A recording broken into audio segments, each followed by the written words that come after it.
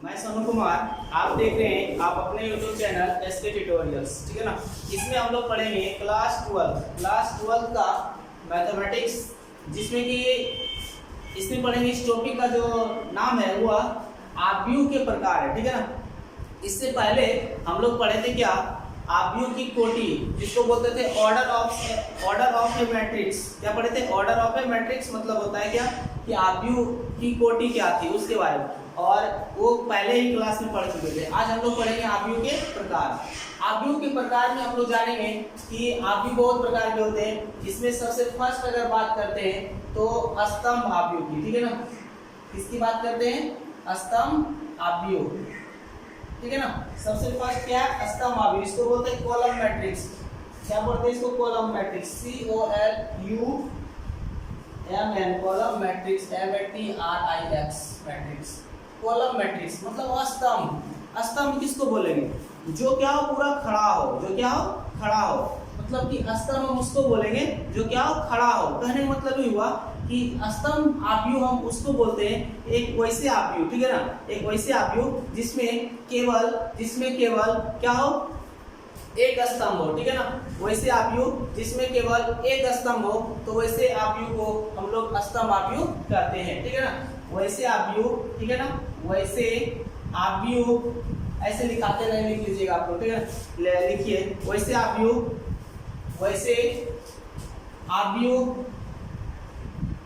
जिसमें केवल एक स्तंभ हो। वैसे आव्यूह जिसमें केवल एक स्तंभ हो उसे स्तंभ आव्यूह कहते हैं। उसे स्तंभ आव्यूह कहते हैं। उसे स्तंभ आव्यूह कहते हैं। एक एग्जांपल लेते हैं, जैसे इसका एक एग्जांपल लेते हैं। मान लीजिए कि अगर ये A बराबर है कोई आव्यूह और इसमें क्या हो? सिर्फ एक स्तंभ हो। मान लेते हैं कि ये 1 है, 2 है, 3 है, 4 है। तो बताइए अगर हम इस तरह के आव्यूह लिखें इसमें कितना स्तंभ है? एक ही है ना। कितना स्तंभ है? एक तो स्तंभ है, ठीक है ना। तो वैसे स्तंभ को हम लोग स्तंभ आव्यूह कहते हैं, ठीक है ना। वैसे स्तंभ जिसमें मतलब वैसे आव्यूह जिसमें केवल क्या हो? एक स्तंभ हो तो उसे हम लोग स्तंभ आव्यूह कहते हैं। इसका एग्जांपल लिए, ठीक है। लिखो इसको फटाफट से। अच्छा, इसमें अगर हम लोग से पूछता है कि यह जो स्तंभ आव्यूह है इसकी कोटि क्या है, अगर इसका कोटि पूछता कि इसका कोटि कितना है, तो देखिए इसमें कोटि कितने ये बता रहे हैं। इसमें कितने पंक्ति है बताइए? 1 पंक्ति, 2 पंक्ति, 3 पंक्ति, 4 पंक्ति। कितने पंक्ति है? 1 पंक्ति, 2 पंक्ति, 3 पंक्ति, 4 पंक्ति। तो ये हो जाएगा कोटि कितना? 4। और गुना स्तंभ कितना आ जाएगा? 1। स्तंभ के बाद 1 पर, ठीक है ना। तो इस प्रकार से ये 4 गुना 1 कोटि का ये आव्यूह है। 4 गुना 1 कोटि का ये क्या है? आव्यूह है, ठीक है ना। चलिए अब नेक्स्ट हम लोग देखते हैं दूसरा है पंक्ति आव्यूह। दूसरा क्या है? पंक्ति आव्यूह, ठीक है। दूसरा है पंक्ति आव्यूह, रॉ मैट्रिक्स। रॉ मैट्रिक्स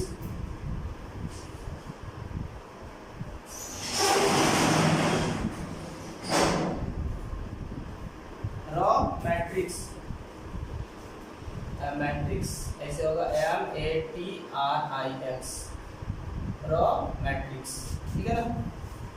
पंक्ति आव्यूह, रॉ मैट्रिक्स किसको बोलते हैं? मतलब कि पंक्ति आव्यूह किसको बोलते हैं? वैसे आव्यूह, ठीक है ना। इसका आंसर क्या होगा कि वैसे आव्यूह जिसमें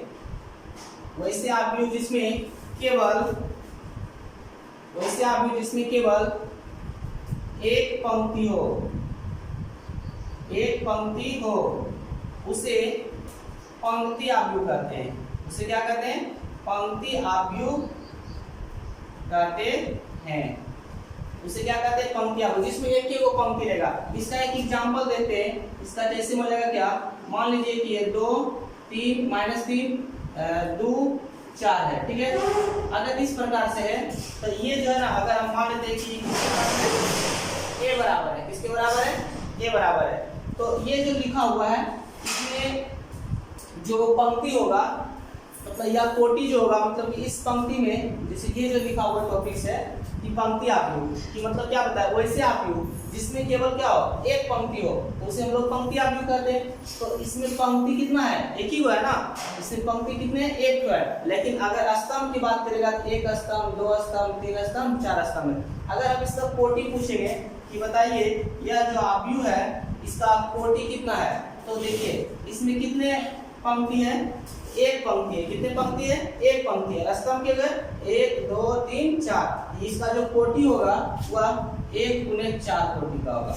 इस आव्यूह की जो कोटि होगी कितना होगा, 1 गुना 4 होगा। ठीक है ना, तो ये कंप्लीट हो गया इतना। चलिए नेक्स्ट देखते हैं। नेक्स्ट है क्या, तीसरा स्थिति देखते हैं, वर्ग आव्यूह। क्या है, वर्ग आव्यूह, स्क्वायर मैट्रिक्स।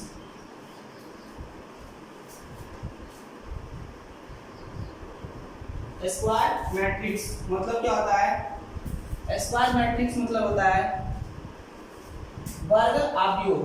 वर्ग आव्यूह किसको बोलते हैं, वैसे आव्यूह, ठीक है ना, जिसमें पंक्ति और स्तंभ अर्थात रो और कॉलम की संख्या क्या हो, समान हो, इक्वल हो, तो वैसे आव्यूह को हम लोग वर्ग आव्यूह कहते हैं। ठीक है ना, इसी को हम लोग लिखते हैं, लिखिएगा, वैसे आव्यूह जिसमें पंक्ति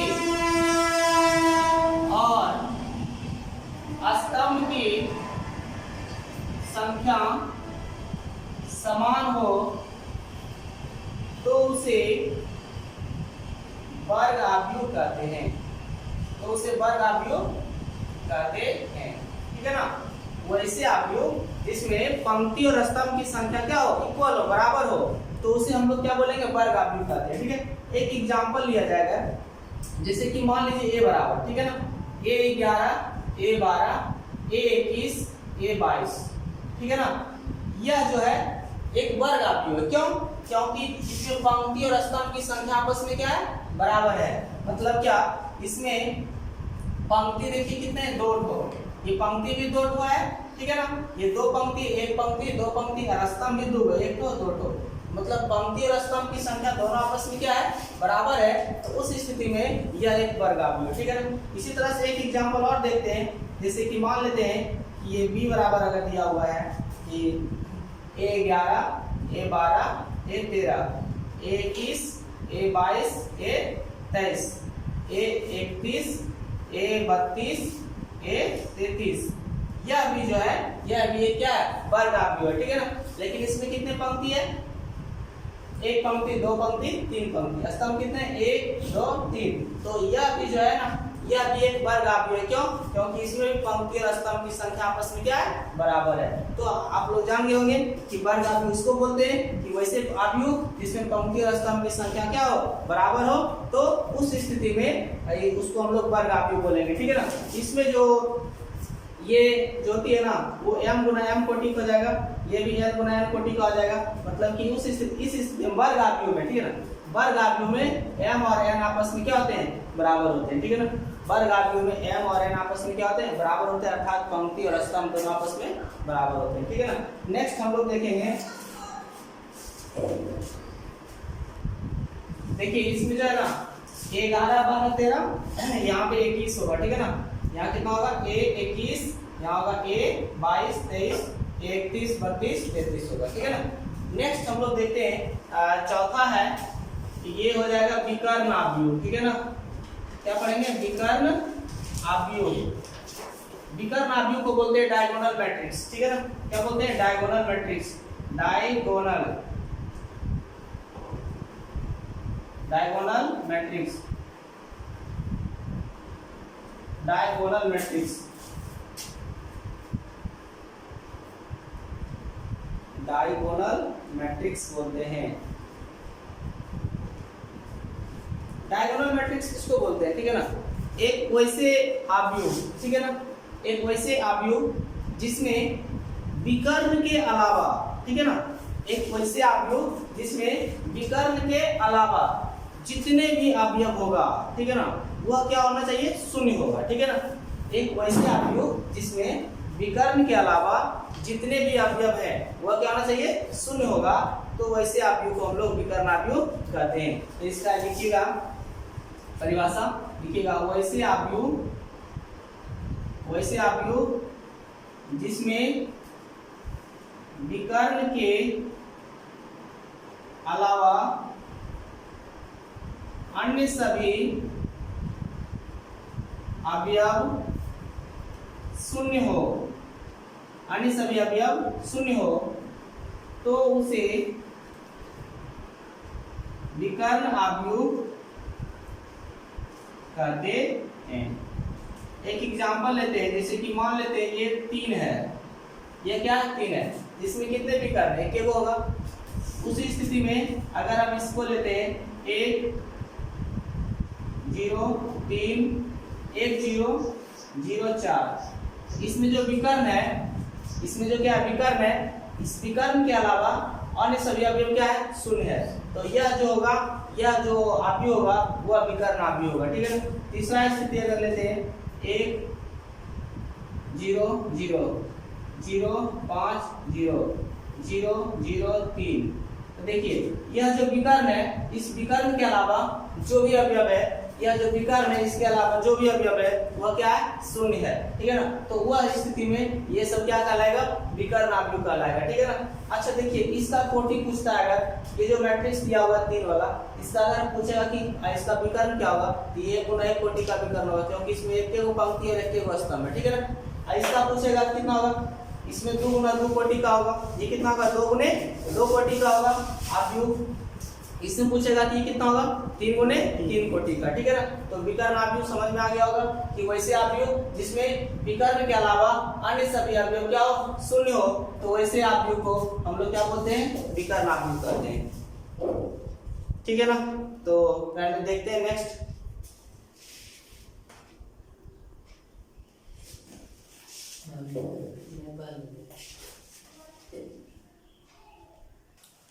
नेक्स्ट देखिए 5वां नंबर में अदिश अवयव, ठीक है ना, अदिश अवयव। इसको हम लोग बोलते हैं, अदिश अवयव को बोलते हैं स्केलर मैट्रिक्स,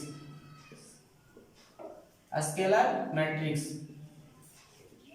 ठीक है ना। स्केलर मैट्रिक्स, स्केलर मैट्रिक्स को हम लोग बोलते हैं क्या, अदिश अवयव। अदिश अवयव को मतलब अदिश अवयव को हम लोग विकर्ण अवयव भी कहते हैं, ठीक है ना। अदिश अवयव को विकर्ण अवयव भी कहते हैं, मतलब कि एक वैसा अवयव, ठीक है ना, जिसमें विकर्ण के सभी अवयव क्या हो, शून्य हो, ठीक है ना। वैसे अवयव जिसमें विकर्ण के सभी अवयव क्या हो, समान हो, ठीक है ना। वैसे अवयव जिसमें विकर्ण के सभी अवयव समान हो, तो वैसे अवयव को हम लोग अदिश अवयव कहते हैं, ठीक है। लिखिएगा वैसे अवयव जिसमें विकर्ण के सभी अवयव समान हो, तो उसे अदिश अवयव कहते हैं, तो उसे अदिश अवयव कहते हैं, ठीक है ना। इसका एक एग्जांपल लेते हैं, जैसे कि मान लीजिए कि अगर हम लेते हैं, क्या बताएं, वैसे अवयव जिसमें विकर्ण के सभी अवयव क्या हो, समान हो, मतलब बराबर होना चाहिए, ठीक है ना। तो उसको हम लोग क्या बोलते हैं, अदिश अवयव कहते हैं। अदिश अवयव जो होती है ना, वो एक प्रकार की विकर्ण अवयव भी होती है, ठीक है। जैसे 1 0 2 1, सॉरी यहाँ भी 0, ठीक है ना। इसका ये जो विकर्ण है, इसके सभी अवयव आपस में क्या है, समान है।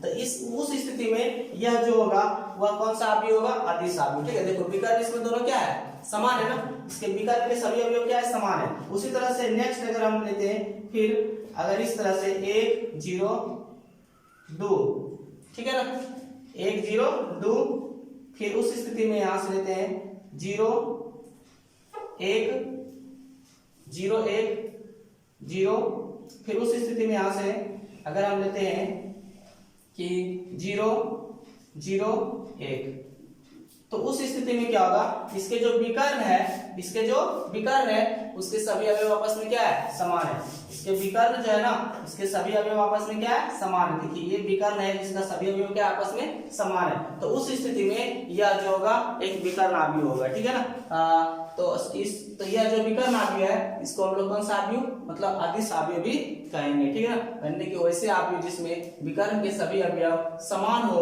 तो उसे अदिश आव्यूह कहते हैं, ठीक है ना। इसका एग्जांपल ये हो गया। देखिए इसमें जो है ना, यहाँ पे 2 नहीं होगा बल्कि यहाँ क्या होगा 0 होगा, ठीक है ना। यहाँ पे क्या होगा 0। नेक्स्ट हम लोग देखते हैं, नेक्स्ट है छठा, ये होगा तत्समक आव्यूह। तत्समक आव्यूह क्या है, तत्समक आव्यूह। देखिए तत्समक आव्यूह किसको बोलते हैं, ठीक है ना।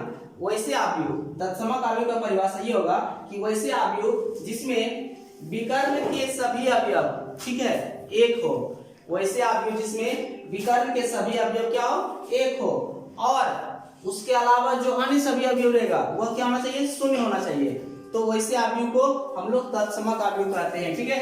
इसका परिभाषा क्या होगा, वैसे आव्यूह जिसमें विकर्ण के सभी अवयव, विकर्ण के सभी अवयव एक हो एवं अन्य सभी अवयव शून्य हो तो उसे तत्समक आव्यूह कहते हैं। तो उसे तत्समक आव्यूह कहते हैं, ठीक है ना। तो उसे तत्समक आव्यूह कहते हैं। वैसे आव्यूह जिसमें विकर्ण के सभी अवयव क्या हो, एक होना चाहिए, और उसके बाद में अन्य सभी अवयव जो होगा वो क्या होना चाहिए, शून्य होना चाहिए। तब उस स्थिति में हम लोग उसको क्या कहते हैं, तत्समक आव्यूह कहते हैं, ठीक है ना। इसका एक एग्जांपल देखते हैं। देखिए इसका एग्जांपल क्या होगा, विकर्ण के सभी अवयव एक होना चाहिए, तो यहाँ 1 0 0 1, तो यह जो होगा यह एक तत्समक आव्यूह होगा। क्यों, क्योंकि विकर्ण वैसे आव्यूह जिसमें विकर्ण के सभी अवयव क्या हो, एक हो, एवं अन्य सभी अवयव क्या हो, शून्य हो, तो ये जो होगा यह एक तत्समक आव्यूह होगा, ठीक है ना। और फिर उसी तरह से अगर बात करते 1 0 0 0 1 0 0 0 1, तो यह भी होगा एक तत्समक आव्यूह होगा, ठीक है ना। और तत्समक आव्यूह को I से सूचित किया जाता है। किससे सूचित किया जाता है, I से। तो उस स्थिति में यह I बराबर हो जाएगा, किसके बराबर, I बराबर, ठीक है ना। तत्समक आव्यूह कंप्लीट हो गया। नेक्स्ट हम लोग देखेंगे शून्य आव्यूह, ठीक है ना। नेक्स्ट हम लोग देखेंगे क्या, शून्य आव्यूह।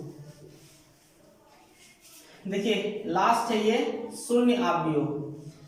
शून्य आव्यूह, शून्य आव्यूह को, शून्य आव्यूह किसे कहते हैं, वैसे आव्यूह, ठीक है ना। वैसे आव्यूह जिसमें लिख लीजिएगा सब लोग, ठीक है। वैसे आव्यूह जिसमें, वैसे आव्यूह जिसमें सभी अवयव, वैसे आव्यूह जिसमें सभी अवयव